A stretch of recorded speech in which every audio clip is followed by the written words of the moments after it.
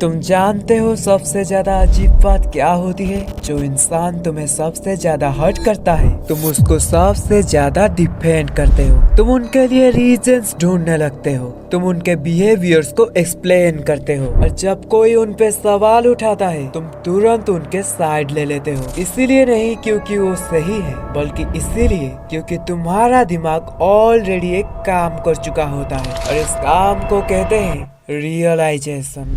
1. The mind survival trick. Human brain pain से ज्यादा meaningless से डरता है। अगर तुम एक्सेप्ट कर लो कि तुम किसी इंसान के साथ थे जो तुम्हें जानबूझकर हर्ट करता रहा, तो तुम्हारा पूरा पास्ट कोलैप्स हो जाएगा। और इस कोलैप्स से बचने के लिए तुम्हारा दिमाग आखिर क्या करता है? 2. Creating reasons instead of truth. तुम बोलते हो वो स्ट्रेस में था, उसका चाइल्डहुड टफ था, वो इमोशनली वीक था। ये रीजंस उनके लिए नहीं होते, ये तुम्हारे लिए होते हैं। पर जब रीजंस कंफर्ट देने लगे तो ट्रूथ का क्या होता है? 3. The investment trap. तुमने टाइम दिया, इमोशन दिया, अपना वर्जन दिया। जितना ज्यादा इन्वेस्ट किया, उतना ही मुश्किल हो गया तुम्हारे लिए ये कहना मैं गलत जगह था। इसीलिए तुम बोलते हो इतना भी बुरा नहीं था। पर जब इन्वेस्टमेंट डिसीजन को कंट्रोल करे, तो तुम डिसीजन फ्री कैसे रह सकते हो? 4.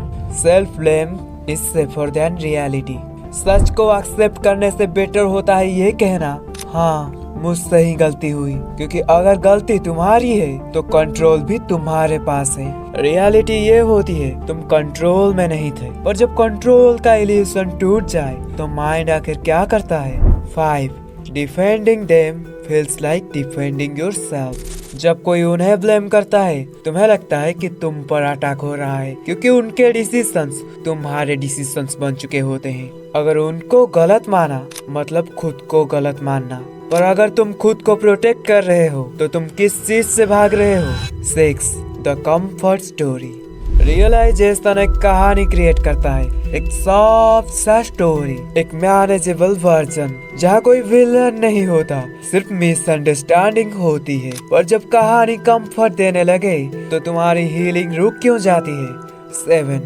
When realization break। एक दिन कोई छोटी सी चीज होती है, एक सेंटेंस, एक पैटर्न का रिपीट होना, और तुम रियलाइज करते हो ये एक बार नहीं था, ये एक सिस्टम था। इस मोमेंट पे 2 रास्ते होते हैं, या तो तुम और ज्यादा जस्टिफाई करोगे, या फिर तुम देखोगे कि सच में क्या हो रहा है। और सच देखने के बाद एक और चीज होती है, वो लोग फिजिकली नहीं जाते लेकिन इमोशनली डिसअपियर हो जाते हैं। तुम उनके साथ होते हो पर अकेला महसूस करते हो। इस स्टेज को कहते हैं साइलेंट अबैंडनमेंट।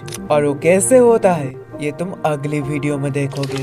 तब तक के लिए चैनल को सब्सक्राइब करके रख लो, और हो सके तो इस वीडियो को किसी ऐसे के साथ शेयर करो जिसको तुम्हें लगता है कि इस वीडियो की सबसे ज्यादा जरूरत है। मैं यही हूँ तुम्हें गाइड करने के लिए। और अगर तुम जानना चाहते हो या फिर तुम्हें ये जानना चाहिए कि डिसीजन हाईजैकिंग क्या होता है, कैसे तुम तुम्हारे अगेंस्ट ही डिसीजंस लेना शुरू कर देते हो और तुम्हें पता भी नहीं चलता कि तुम उनकी मर्जी फॉलो कर रहे हो, तो ये वीडियो जो स्क्रीन पर आने वाला है ये सिर्फ तुम्हारे लिए बना है। इस वीडियो को जाकर देखो, मैं तुमसे वहीं पर मिलूंगा जहाँ पर तुम्हें पता चलेगा कि कैसे तुम्हें लगता है तुम अपनी लाइफ के डिसीजंस खुद ले रहे हो, पर सच ये होता है तुम सिर्फ उन ऑप्शंस में से चूज कर रहे हो जो किसी और ने तुम्हारे लिए रखा है। तो मैं तुमसे मिलता हूँ इस वाली वीडियो में। See you on this video.